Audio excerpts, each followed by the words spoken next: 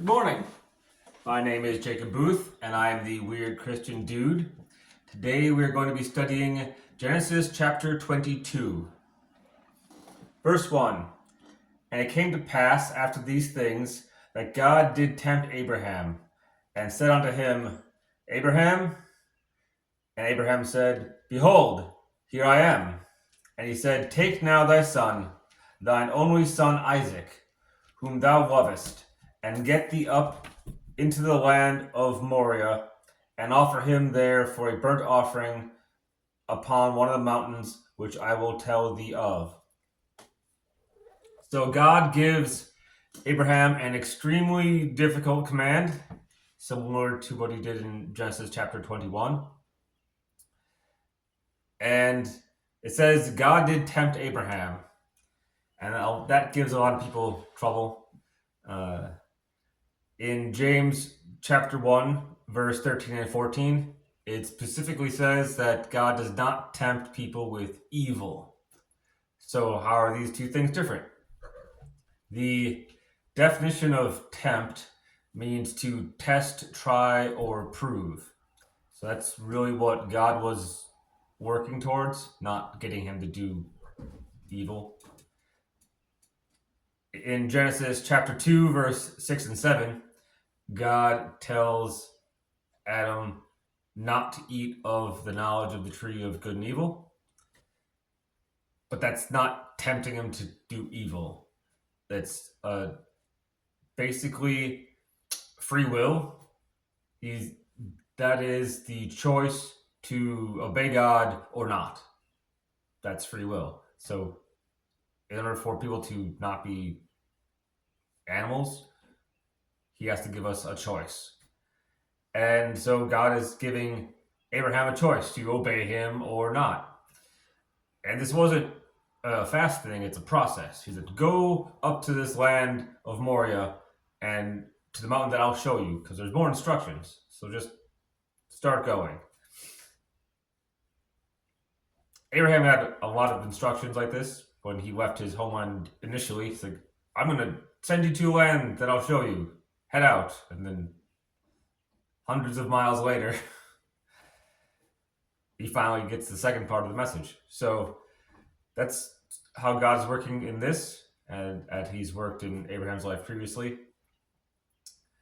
Human sacrifice is actually a pagan tradition. It's in almost all of them, and specifically in Moloch, which is the one that they're concerned with in this area of the world at that time.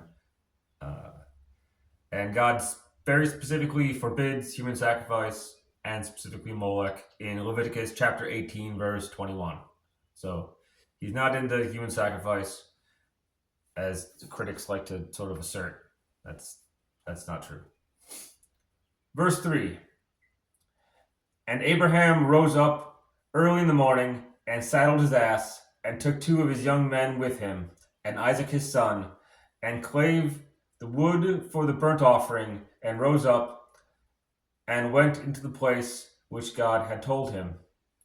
Then on the 3rd day Abraham lifted up his eyes, and saw the place afar off. And Abraham said unto his young men, Abide ye here with the ass.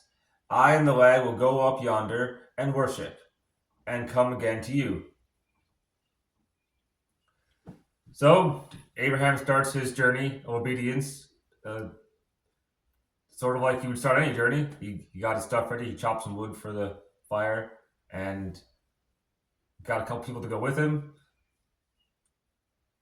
And then he headed out. And it took 3 days before he got to finally see where it is. So that's a long journey. And it's interesting that he tells the young men that they're going to go up and worship, and then they'll come back. And that's it. You stay here. Verse 6. And Abraham took the wood of the burnt offering, and laid it upon Isaac his son, and he took the fire in his hand, and a knife, and they went both of them together. And Isaac spake unto Abraham his father, and said, My father. And he said, Here am I, my son. And he said, "Behold the fire and the wood, but where is the lamb for the burnt offering?" And Abraham said, "My son, God will provide himself a lamb for a burnt offering." So they went, both of them together. So as they journeyed, they had to take fire in his hand. So that's an interesting phrase that I thought was a little peculiar. But they don't just, you can't just, didn't have matches yet. They didn't have a lot of modern stuff. So they had what's called a fire pot. And after they made a fire, they'd gather up the coals, the really hot coals, and they put them in there. And then they would add a little kindling all the way to keep them hot. And that's how they start their next fire. So that's what that meant. And Isaac has a very reasonable question because you need three things to make a burnt offering. We only have two of them. And I like that Abraham he withholds the things that God said, but he expects people to trust him. And he just does the same thing and says, well, God will provide a lamb for us. So I think that not as lying to his son, more like optimistic trust in God's plan. Because Abraham knows he doesn't know everything when he starts, because that's how it's been his over 100 years of his life. So he'll just trust that God will tell him whatever is important when he gets there. Verse 9. And they came to the place which God had told him of, and Abraham built an altar there.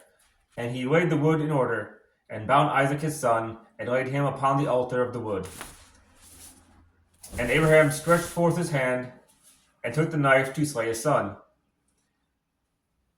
And the angel of the Lord called upon him out of heaven, and said, Abraham, Abraham. And he said, Here am I. And he said, Lay not thy hand upon the lad, neither do thou anything unto him, for now I know that thou dost fear the Lord, seeing that thou hast not withheld thy son, thy only son, from me. So Abraham passed. He did all of the steps right up to completion, and God says that you proved your obedience, and I think that also helps prove it to Abraham himself, because he did all the steps, and then okay, you don't have to actually do this part the way that you thought. So this is two hard things that God told him to do, and Abraham has two successes. He gave up Hagar and Ishmael by abandoning them in the desert, and he was willing to give up Isaac by sacrificing him on an altar. And I think of that as sort of atonement for his two failures, because he gave up Sarah, his wife, out of fear for his own life, to be a wife of kings by lying and saying she was his sister, which she was, but that wasn't the whole truth. So he had two failures, and now he has two successes. And that reminds me of when Paul denies Jesus 3 times in Luke chapter 22, verse 54 to 62. Yeah, Paul failed pretty miserably. But then Jesus asks him, Do you love me? And gives him the command to feed his sheep 3 times in John 21, verse 15 through 17. So Paul is reconciled to Jesus and has a sort of redemptive experience by doing the right thing after he did the wrong thing. God also says, Thou hast not withheld thy only son from me.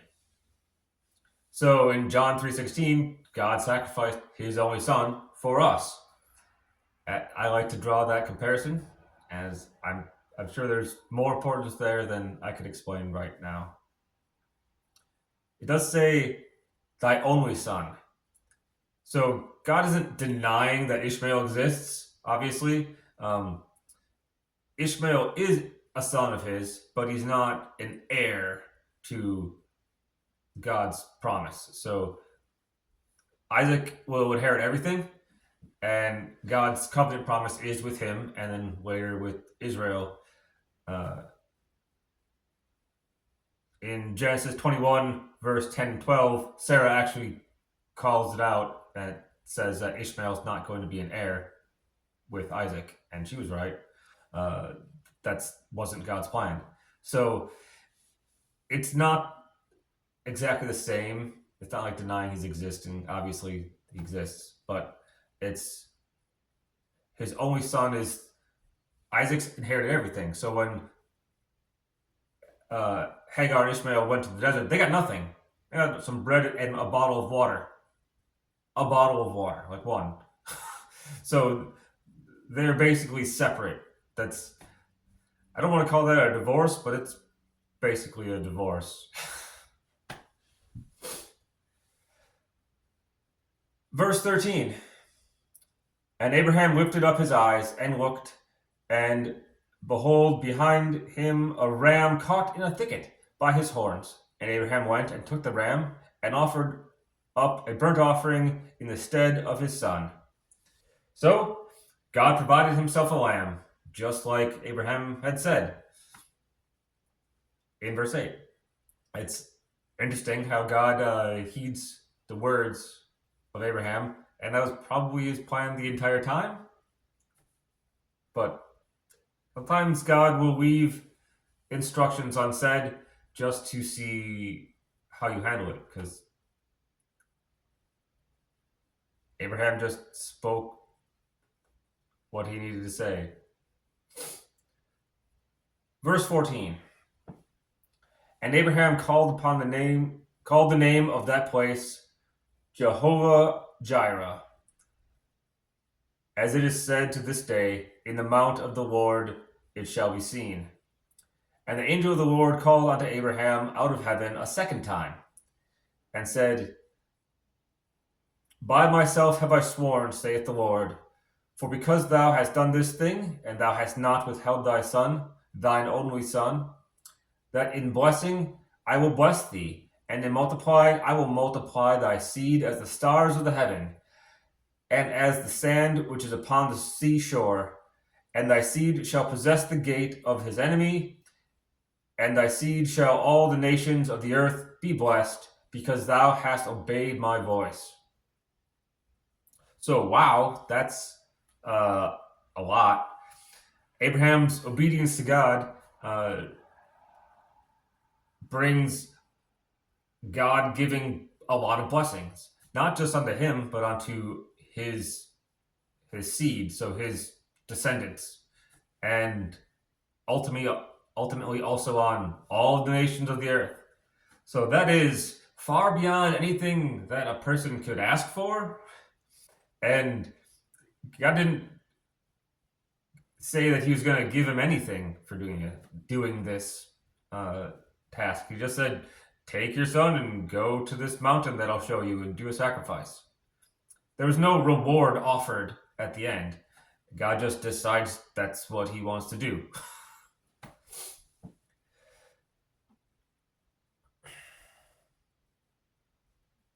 And God spoke to him twice with the angel of the Lord out of heaven in this. Like, that's pretty amazing. Sort of a side note. Verse 19. So Abraham returned unto his young men, and they rose up and went together to Beersheba. And Abraham dwelt at Beersheba. And it came to pass after these things that it was told Abraham, saying, Behold, Milcah, she hath also borne children unto thy brother Nahor. Huz his firstborn, and Buz his brother, and Kemuel the father of Aram, and Chesed, and Hazo, and Pildash, and Jidlaph, and Bethuel. And Bethuel begot Rebekah. These 8 Milcah did bear to Nahor, Abraham's brother. And his concubine, whose name was Remah, She bare also Teba and Gaham and Thahesh and Mahakah. So this continues the genealogy from Genesis chapter 11. And the fact that this is news, like, oh, by the way, your brother has 8 children now by this one woman and 4 by this other one. Like, how long did you go without talking to each other? Like, surprise! I don't know. They didn't have a lot of fast communication at that time, so it's interesting. Rebecca is Isaac's second cousin, and she is also his future wife in Genesis chapter 24. Aram is also a mountain of the east, named after this person, and is where the prophet Balaam comes from in Numbers chapter 23. I'm not sure how these other people are important or if they correspond in some way, but they're in there. So thank you all for watching. Have a wonderful evening, and you are always welcome to come and talk to me.